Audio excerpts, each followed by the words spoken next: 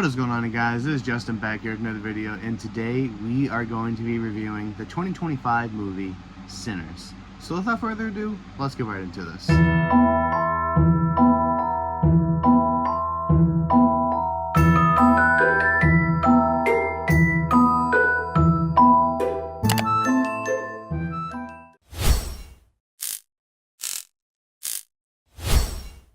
Alright, you guys, first off, I want to say sorry. I forgot to let you guys know I was not going to be posting last week considering it was Easter, so I kind of took like an Easter break. But I know this video is going to be late this week, so it would be mostly uploaded on a Thursday. But yeah, so you already know what we do. We get into my score, we get into the plot, and then we talk about the movie, and then we do the trivia and stuff like that. So without further ado, let's go right into this. So I am going to be giving this movie a 10 out of 10. I thought it was an amazing movie. The plot of it basically is brothers smoke and stack by a nightclub from Hogwood. They hire Cornbread, Slim, the Chows, and Annie to come to work their club, but they are attacked by vampires and left to defend themselves throughout the night until morning. So yeah, this movie was really, really good. Has Michael B. Jordan, he plays Smoke and Stack. Michael Scatton, he plays Sammy Moore. Jamie Lawson, she plays Pearline. Haley Steinfeld, she plays Mary. Omar Miller, he plays Cornbread. I am going to butcher this name, so sorry. Wunmi Musaku, she plays Annie. She's Smoke's baby mama.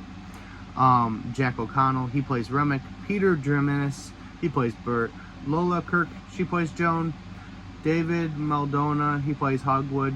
Yao, he plays Bao Chu. Lee Jun Lee plays Grace Chow, and Delroy Sindel plays Delsa Slim.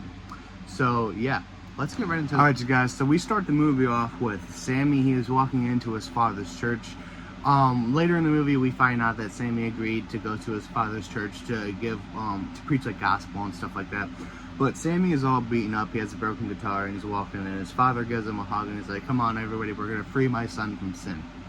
Then we have like a flashback. It says the day before, and then we go into Smoke and Stack. They're buying a nightclub from this guy called Hogwood. I believe he's a realtor or something. But throughout the movie we see them assemble their crew. You know, Cornbread, Slim, the Chows. The Chows provide food. They make the sign. Cornbread, he is like the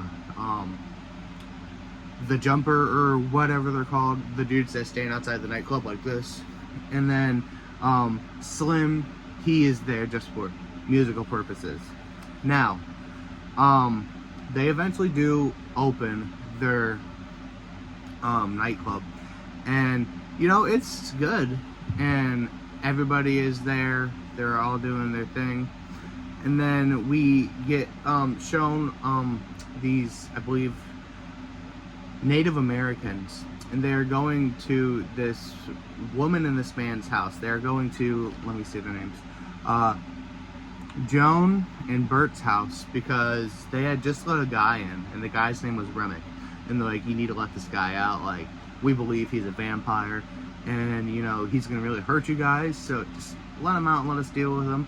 But they do see, the Native Americans see that it's going to be nighttime, so they're like, "You know what, let's just pack it up and go home. You guys can deal with them, we're not." So Joan goes back. She sees Bert getting attacked by Remick, and so those three are vampires. And Bert, Remick, and Joan, they all go to Smoke and Stack's party now.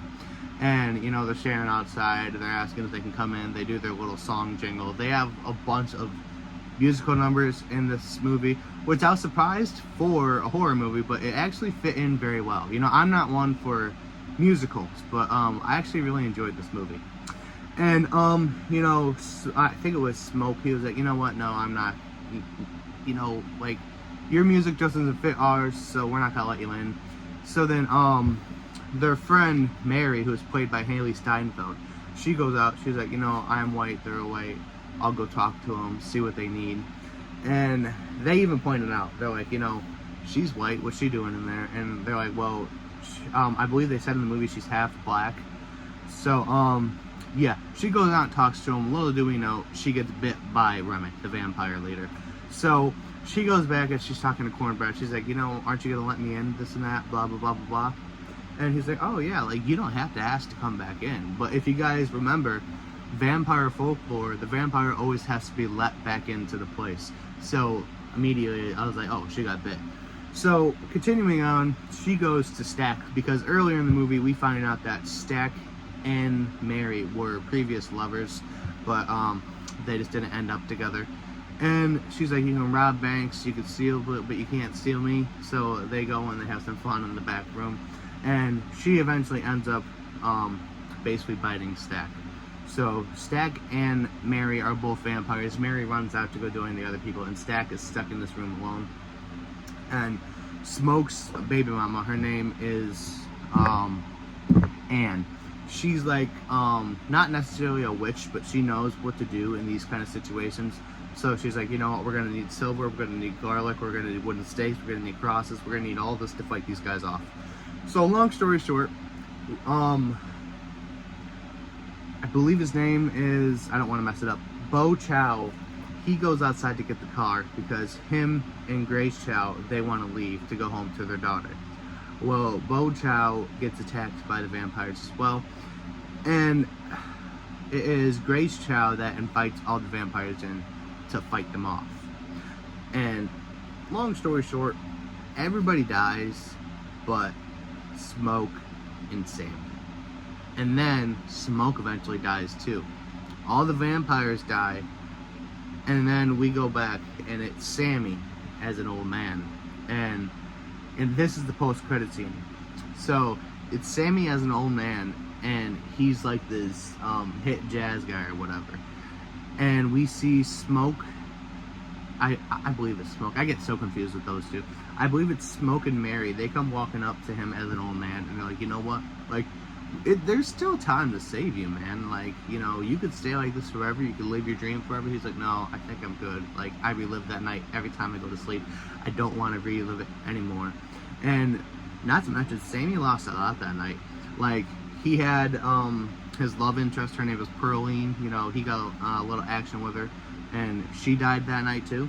So yeah, all in all, this movie was really, really good. I've seen that it's already beating like really good horror movie scores. I really hope this gets nominated for an Oscar this year. That would be awesome if it did, because it really deserves it. But yeah, I would love to know your guys' thoughts on this movie down in the comments below. And now it is on to trivia. See you guys there. Alright, you guys, it's now time for trivia time. So starting off, we are going to start with Ryan Coogler said that two of his biggest influences for the film were From Dusk Till Dawn and The Faculty. They were both directed by Robert Rodriguez.